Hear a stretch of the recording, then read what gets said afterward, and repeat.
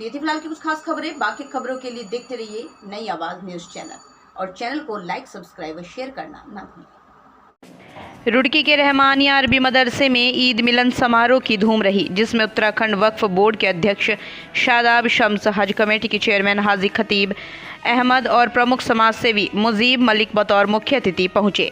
इस दौरान अरबी मदरसे के प्रशासक हाजी मुस्तकीम, मौलाना अरशद मुफ्ती सलीम, बहरोज़ आलम ने सभी अतिथियों का फूल मालाओं से जोरदार स्वागत किया।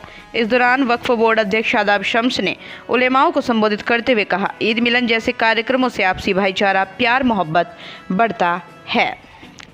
आज मुसलमान भटक रहा है, दूसरों पर तो बहुत दूर, अपने दोस्त और परिवार तक पर उसका यकीन नहीं रहा है, वो भटक गए हैं।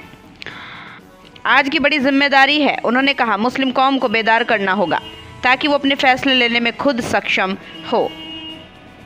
शादाब शम्स ने बड़ी बेबाकी के साथ कहा, पैगंबर मोहम्मद साहब ने शांति और भाईचारे के साथ रहने का संदेश दिया। उन्होंने कहा, सियासत में ऐसा कुछ नहीं होता, सियासत का कोई हिसाब किताब नहीं होता।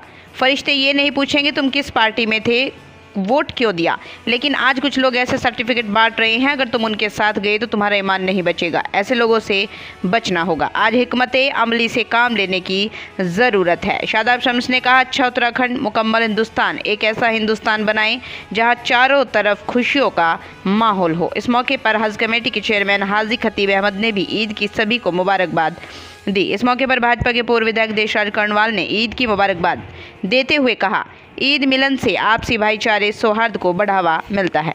इस मौके पर कारी शमीम, नईम सिद्दीकी, किसान नेता नाजिम अली के अलावा बड़ी संख्या में लोग मौजूद रहे। गुजार हूँ तमाम अपने उलमा इकराम का, जिन्होंने आज रहमानिया मदरसे में ईद की मुबारकबाद के इस प्रोग्राम को रखा और आज बहुत अच्छा लगा। अपने उलमा जो हमारे सरों के ताज हैं, उनके साथ ईद की मुबारकबाद एक दूसरे को दी, एक दूसरे से गले मिले। मुझे लगता है कि ये खूबसूरत त्यौहार है, हमारी ईद है, हमारा फेस्टिवल है और मुझे लगता है कि इससे दिलों की खलिश निकलती है, अपने गुनाहों की माफ़ी होती है, दूसरों के गुनाह माफ़ किए जाते हैं। और मुझे लगता है कि खूबसूरती इस त्यौहार की यही है कि ज़बान शीरी हो जाए, शीर खाओ और मीठी मीठी बातें करो।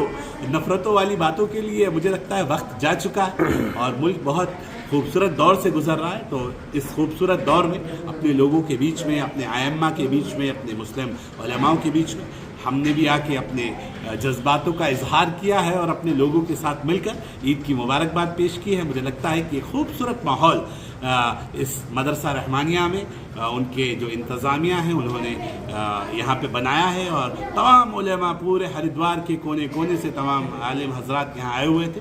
मैं दिल की गहराइयों से तमाम लोगों को, आपके तमाम व्यूअर्स को भी ईद की बहुत बहुत मुबारकबाद। जो मॉडर्न मदरसा, क्योंकि पहले फेज़ में वक्त हमारे पास कम था, इलेक्शन सामने आ गए थे, तो पहला फेज़ में NCERT के सिलेबस के साथ मॉडर्न मदरसा डॉक्टर APJ अब्दुल कलाम साहब के नाम पर देहरादून मुस्लिम कॉलोनी से हम प्रारंभ कर चुके हैं। मुझे आपसे भी गुजारिश है कि आप आएँ और उसकी तैयारी को देखें।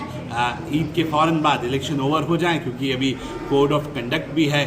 तो जैसे ही इलेक्शन 19 तारीख गुजरती है, हम आप सब लोगों को वहाँ पे आप लोगों को बुलाते हैं, आपका इस्तकबाल करते हैं। विरोध करने वाले हमेशा से विरोध करते रहे और मुझे लगता है कि जो विरोध करने वाले हैं, जब वो मेरे मॉडर्न मदरसे के सिस्टम को देखेंगे तो विरोध करने की हैसियत में नहीं होगी।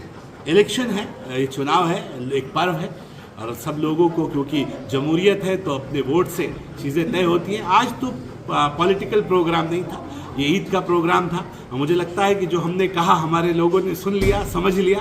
वो ज़्यादा गहराइयों से हमारे आलिम हैं, चीज़ों को बहुत गहराइयों से समझते हैं। मुझे उम्मीद है सब पॉजिटिव नोट पे चीज़ों को समझे हैं और सब समझदार हैं। अब किसी को समझाने की ज़रूरत नहीं है। हम बिल्कुल दुश्मनी लेने के मूड में न समाज है न हम हैं। हम तो अब एक खूबसूरत मोहब्बत के राह पे आगे बढ़ेंगे, न लड़ेंगे, न लड़ाएंगे, न डरेंगे, न डराएंगे। एक खूबसूरत उत्तराखंड बनाएंगे और उस दिशा में हम आगे बढ़ रहे हैं। मुझे उम्मीद है हम मिलकर एक दूसरे के दिलों को जीतेंगे, नफ़रतों को हराएंगे और बहुत ईमानदारी के साथ एक दूसरे को लेके चलेंगे। अभी हमारी सरकार है, सरकार में बेहतर क्या काम समाज के लिए किए जा सकते हैं, हम साफ नीयत के साथ, मेरी सरकार, मेरे मुख्यमंत्री पुष्कर धामी, मेरे प्रधानमंत्री, सब ईमानदारी के साथ कौम को आगे लेके चलना चाहते हैं। हम पॉजिटिव नोट के ऊपर बहुत पॉजिटिव हैं और मुझे उम्मीद है इंशाल्लाह कि हमारे पॉजिटिव काम से हम लोगों का दिल जीतेंगे और लोग हमारे साथ आएंगे। नमस्कार, आप देख रहे हैं नई आवाज़ न्यूज़ चैनल। मैं हूं आपके साथ अंशु शर्मा। खबरों का रुख करते हैं।